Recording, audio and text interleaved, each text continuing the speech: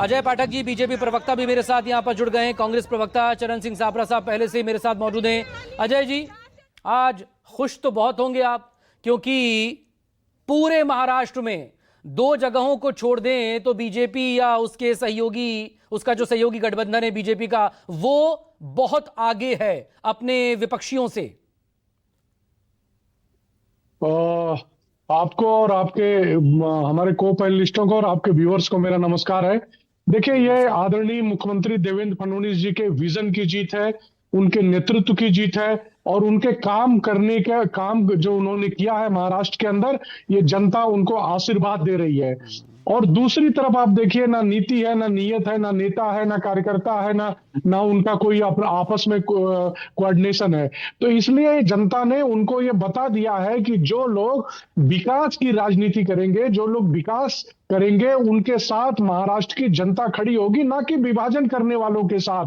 कभी मराठी, कभी गैर मराठी, कभी हिंदी भाषी, कभी गैर हिंदी भाषी, इन सब चीजों पे जनता इनके नारों से उग चुकी है कि जब 5 साल बाद चुनाव आता है तो इनको ये सारी चीजें नजर आती है। 25 साल जब जनता ने इनको मौका दिया तो वो सब चीजें नहीं की है। कांग्रेस की जहां तक बात है, कांग्रेस का तो पिछले 35-40 सालों में बीएमसी में कुछ रहा ही नहीं, बीएमसी से उनका कुछ लेना देना ही नहीं है। 10-20 लोग जीत करके आ जाते हैं, वो चलाते रहते हैं। बाकी महाराष्ट्र की राजनीति देवेंद्र फडणवीस साहब के इर्द गिर्द घूम रही है। महाराष्ट्र की जनता देवेंद्र जी को ही अपना मत दे रही है, अपना आशीर्वाद दे रही है। जनता ये जानती है कि अगर इस महाराष्ट्र को कोई समृद्ध बना सकता है, महाराष्ट्र को कोई नंबर 1 बना सकता है, महाराष्ट्र की जनता के अगर दिलों में कोई वास करता है तो आदरणीय मुख्यमंत्री देवेंद्र फडणवीस जी हैं। और देवेंद्र फडणवीस जी के विजन को ही जनता मुहर लगा रही है। यही सबसे बड़ी हमारी उपलब्धि है। देवेंद्र फडणवीस जी के नेतृत्व में 29 में से 28 महानगर पालिकाओं में हमारी भारतीय जनता पार्टी जीतने जा रही है। ऐसे अभी तमाम आंकड़े और तमाम चीजें बता रहे हैं। और बीएमसी का जहां तक सवाल है, बीएमसी में हम अभी 128 सीटों पे आगे चल रहे हैं। आप क्या 109 दिखा रहे हैं, लेकिन मेरे पास जो आंकड़ा आया है अभी बीएमसी का, उसमें हम 128 सीटों पे आगे चल रहे हैं।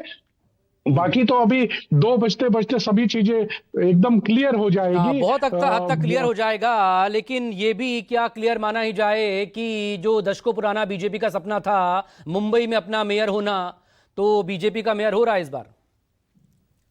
100% हो रहा है। मुंबई करके आशीर्वाद से हमारा मेयर बनने जा रहा है। और दूसरी तरफ जो ठाकरे ब्रांड था वो पूरी तरह से समाप्त होने जा रहा है। और कांग्रेस का तो यहाँ पे कुछ है ही नहीं। कांग्रेस को 2-4-5 सीटें मिल जाए तो बेचारे बहुत बड़ी चीज है। कांग्रेस अकेले लड़कर के भी देख ली, उसके पास कुछ भी कोई जमीन नहीं बची हुई है। खास तौर से मुंबई के अंदर कांग्रेस के पास कुछ नहीं बचा है। और वैसे तो पूरे महाराष्ट्र में विधानसभा में कुछ के प्रवक्ता मेरे साथ जुड़ेंगे तो वो ही इस पर जवाब दे पाएंगे। लेकिन राजनीति में कभी कहीं कोई कुछ खत्म होता है क्या? क्योंकि 69 सीटों पर अगर ठाकरे ब्रदर्स अपनी मौजूदगी दर्ज करवा रहे हैं तो ये अपने आप में बहुत बड़ी चीज है।